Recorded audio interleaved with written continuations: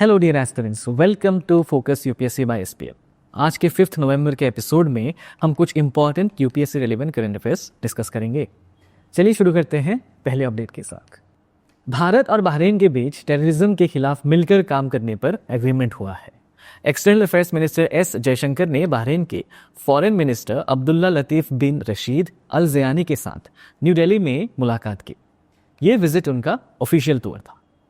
दोनों लीडर्स ने defence, security, trade और इन्वेस्टमेंट जैसे एरियाज में कोऑपरेशन और स्ट्रांग बनाने की बात की, लेकिन सबसे इंपॉर्टेंट फोकस रहा terrorism, specially cross border terrorism, जिसे दोनों कंट्रीज ने स्ट्रांगली कंडेम किया है। पहलगाम में 22 अप्रैल को हुआ आर्म्ड टेरर अटैक भी स्पेसिफिकली मेंशन किया गया था।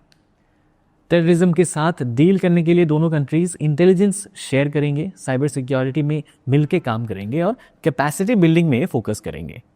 सिर्फ बायलैटरल लेवल पर ही नहीं, लेकिन मल्टीलैटरल फोरम्स में भी साथ आगे बढ़ने का प्लान किया गया है। डिफेंस और मैरीटाइम सिक्योरिटी में भी दोनों तरफ से कोलैबोरेशन को लेकर पॉजिटिव सिग्नल्स मिले हैं। सितंबर 2025 में इंडियन नेवी के 3 शिप्स बहरीन गए थे, जिसे दोनों कंट्रीज ने एक स्ट्रॉन्ग जेस्चर माना towards better maritime cooperation.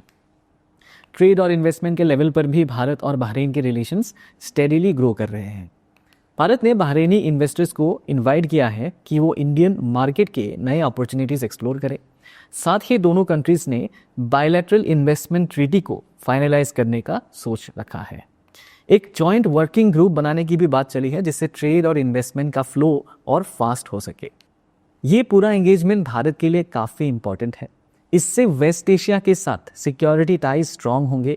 Maritime areas में भारत का role as a net security provider और सॉलिड होगा, और इकोनॉमिक एंगल से भी इन्वेस्टमेंट और जॉब क्रिएशन के नए चांसेस बनते हैं। ये सब कुछ भारत की लुक वेस्ट पॉलिसी का हिस्सा है, जो लॉन्ग टर्म एनर्जी और ट्रेड गोल्स के साथ जुड़ता है। अब चलते हैं दूसरे टॉपिक की तरफ, जहां एक बार फिर अर्थक्वेक ने लोगों की जिंदगी को अफेक्ट किया है। इन अफगानिस्तान मज़ार शरीफ सिटी में 6.3 मैग्नीट्यूड का अर्थक्वेक आया है, जिसमें कम से कम 7 लोगों की जान चली गई। ये शॉक तब आया जब कुछ महीने पहले ही भूकंप में ऑलरेडी 2200 से ज़्यादा लोगों की जान जा चुकी है। अब सवाल उठता है कि अफगानिस्तान अर्थक्वेक प्रोन क्यों है। अगर प्लेट टेक्टोनिक्स की बात करें तो ये रीजन यूरेशियन और इंडियन टेक्टोनिक प्लेट्स के बीच में आता है। इंडियन प्लेट यूरेशियन प्लेट को ऊपर की तरफ धकेलती है, जिसकी वजह से हिंदू कुश माउंटेन्स बने हैं। ये पूरा एरिया कांस्टेंट स्ट्रेस में रहता है, इसीलिए अर्थक्वेक्स यहाँ बहुत ही कॉमन होते हैं। अगर ग्लोबल अर्थक्वेक जोन्स की बात करें तो अफगानिस्तान एल्पाइड बेल्ट का भी पार्ट है, जो दुनिया का second most earthquake prone zone है, सर्कम पैसिफिक बेल्ट के बाद। अब एक इंपॉर्टेंट इंटरनेशनल डेवलपमेंट की बात करते हैं। यूनाइटेड नेशंस का हाई सीज ट्रीटी सितंबर 2025 तक 60 से भी ज़्यादा कंट्रीज़ ने इस ट्रीटी को रेटिफाई कर लिया है, और जनवरी 2026 से ये लीगली बाइंडिंग हो जाएगी। आगे बढ़ने से पहले समझते हैं कि हाई सीज होता क्या है। सिंपल शब्दों में ये वो समुंदर का हिस्सा होता है जो किसी भी कंट्री के एक्सक्लूसिव इकोनॉमिक जोन के बाहर होता है। UNCLOS यानी United Nations convention on the law of the sea ने ये जोन्स डिफाइन किया है। एक्सक्लूसिव इकोनॉमिक जोन तक कंट्रीज अपने रिसोर्सेज एक्सट्रैक्ट कर सकती है, लेकिन उसके बाद जो वाटर्स होते हैं उन पे किसी भी देश का कंट्रोल नहीं होता। इसी वजह से ये एरियाज ओवरफिशिंग, प्लास्टिक पोल्यूशन और डाइवर्सिटी लॉस से हेवीली इम्पैक्ट हो रहे हैं। हाई सीज ट्रीटी यानी BBNJ ट्रीटी या बायोडाइवर्सिटी बियॉन्ड नेशनल जुरिस्डिक्शंस इसी गैप को फिल करता है। इस ट्रीटी का गोल है हाई सीज को प्रोटेक्ट करना। इसके अंदर मेरीन प्रोटेक्टेड एरियाज बनाए जाएंगे, मतलब ओशंस के wild life sanctuaries. Marine genetic resources को common heritage of human kind माना गया है, जिसका मतलब है कि उनका यूज़ का बेनिफिट सबको मिलना चाहिए। साथ ही हर मेजर एक्टिविटी से पहले एनवायरमेंटल इम्पैक्ट असेसमेंट भी मैंडेटरी होगी। आपने एनवायरमेंट इम्पैक्ट असेसमेंट के बारे में सुना तो होगा, specially regarding industries on land.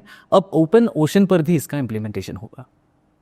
एक कॉन्फ्रेंस ऑफ पार्टीज भी बनाई जाएगी under this treaty to take decisions, लेकिन कुछ चैलेंजेस भी हैं। UNCLOS का फ्रीडम ऑफ हाई सीज और इस ट्रीटी के बेनिफिट शेयरिंग प्रिंसिपल के बीच कंफ्यूजन है। MGRs यानी मरीन जेनेटिक रिसोर्सेज का शेयरिंग का मैकेनिज्म अभी तक प्रॉपर्ली डिफाइन नहीं हुआ है। मेजर कंट्रीज जैसे यूएस, चाइना और रशिया ने इस ट्रीटी को अभी तक रेटिफाई नहीं किया है, and that also includes India. तो हमें यह पता चलता है कि conservation, especially global marine conservation, एक कॉम्प्लेक्स डोमेन है जिसे क्लाइमेट मिटिगेशन और इक्विटी इन रिसोर्स शेयरिंग के प्रिंसिपल्स के साथ अलाइन करना जरूरी है। हाई सीज ट्रीटी एक इंपॉर्टेंट स्टेप है towards collective stewardship of global commons, लेकिन इसका सक्सेस तभी पॉसिबल होगा जब मेजर इकोनॉमीज इसे रेटिफाई करेंगे और इम्प्लीमेंटेशन के लिए फाइनेंशियल और टेक्नोलॉजिकल कमिटमेंट्स पर क्लैरिटी लाएंगे। चलिए अब एक ऐसे इनिशिएटिव की बात करते हैं जो ग्राउंड लेवल पर काफ़ी इम्पैक्ट दिखा रहा है, national bee keeping and honey mission. ये मिशन 2021 में स्टार्ट हुआ था मिनिस्ट्री ऑफ एग्रीकल्चर के थ्रू, और इसका फोकस है बी कीपिंग को प्रमोट करना, जिसे स्वीट रेवोल्यूशन का नाम भी दिया गया है। ये एक सेंट्रल सेक्टर स्कीम है जिसका मतलब 100% of the funds central government provide करेगी, जो नेशनल बी बोर्ड इंप्लीमेंट करेगा। इस मिशन के 3 मिनी मिशंस हैं। एक प्रोडक्शन पर फोकस करता है, दूसरा पोस्ट हार्वेस्ट मैनेजमेंट पर, और तीसरा रिसर्च एंड टेक्नोलॉजी के डेवलपमेंट पर। सिंपल वर्ड्स में ये स्कीम बी कीपिंग को प्रॉफिटेबल और सस्टेनेबल बनाने की कोशिश करता है। इससे नॉट जस्ट हनी प्रोडक्शन बढ़ेगा, लेकिन पॉलिनेशन के जरिए क्रॉप यील्ड्स में भी इंप्रूवमेंट देखने को मिलेगी। अब चलते हैं भारत के एनवायरनमेंट कंजर्वेशन एफर्ट्स की तरफ। 3 नवंबर को international day for biosphere reserves celebrate किया गया। बायोस्फीयर रिजर्व्स ऐसे एरियाज होते हैं जहां नेचर और लोग मिल के सस्टेनेबली रहते हैं।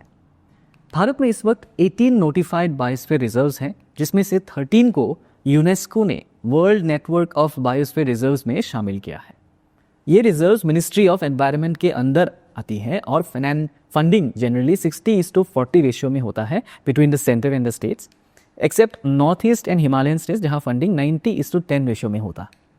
एक रीसेंट अचीवमेंट ये भी है कि हिमाचल प्रदेश का कोल्ड डेजर्ट बायोस्फीयर रिजर्व अब यूनेस्को का नेटवर्क का पार्ट बन गया है। ये रिजर्व्स नेशनल लेवल स्कीम्स जैसे प्रोजेक्ट टाइगर, प्रोजेक्ट एलिफेंट और ग्रीन इंडिया मिशन के साथ लिंक्ड होते हैं। इनका अप्रोच कम्युनिटी बेस्ड है। बफर जोन्स में ऑल्टरनेटिव लाइवलीहुड्स, इको डेवलपमेंट और कैपेसिटी बिल्डिंग के इनिशिएटिव्स चलाए जाते हैं, जिससे लोकल लोग भी कंजर्वेशन का हिस्सा बन जाते हैं। ये बायोडाइवर्सिटी को प्रोटेक्ट करता है और लोगों की इनकम भी बढ़ाता है, मतलब एनवायरनमेंट और इकोनॉमी दोनों का बैलेंस। चलिए आगे बढ़ते हैं आज के लास्ट टॉपिक की तरफ, चाइना का thorium मॉल्टन salt reactor experiment. China ने पहली बार थोरियम को मॉल्टन सॉल्ट रिएक्टर के अंदर सक्सेसफुली यूरेनियम में कन्वर्ट किया है। इस रिएक्टर का कैपेसिटी 2 मेगावाट्स है और ये वर्ल्ड का पहला ऑपरेशनल लिक्विड फ्यूल रिएक्टर है। मॉल्टन सॉल्ट रिएक्टर मतलब बेसिकली एक एडवांस्ड न्यूक्लियर रिएक्टर होता है जो मॉल्टन सॉल्ट को फ्यूल और कूलेंट दोनों की तरफ यूज़ करता है। ये रिएक्टर काफ़ी सेफ होता है क्योंकि ये एटमॉस्फेरिक प्रेशर पर चलता है और इससे रेडिएशन वेस्ट भी काफ़ी कम निकलता है। थोरियम 232 और प्रोटेक्टिनियम 233 को यूरेनियम 233 में कन्वर्ट किया जाता है इसमें, जिससे एक सेल्फ सस्टेनिंग न्यूक्लियर रिएक्शन होता है। चाइना का प्लान है कि 2035 तक गोबी डेजर्ट में 100 मेगावाट्स का फुल स्केल रिएक्टर बनाने का। अब अगर इंडिया की बात करें तो भारत के पास दुनिया का लार्जेस्ट थोरियम रिजर्व्स हैं, मेनली केरला, ओडिशा, तमिलनाडु और आंध्र प्रदेश में। इंडिया का अपना 3 स्टेज न्यूक्लियर रिएक्टर भी थोरियम पर ही बेस्ड है, लेकिन अब तक प्रोग्रेस थोड़ा स्लो है ड्यू टू कॉस्ट, टेक्नोलॉजी और एक्सट्रैक्शन डिफिकल्टीज। चाइना के इस स्टेप से भारत को काफ़ी सीखने को मिल सकता है।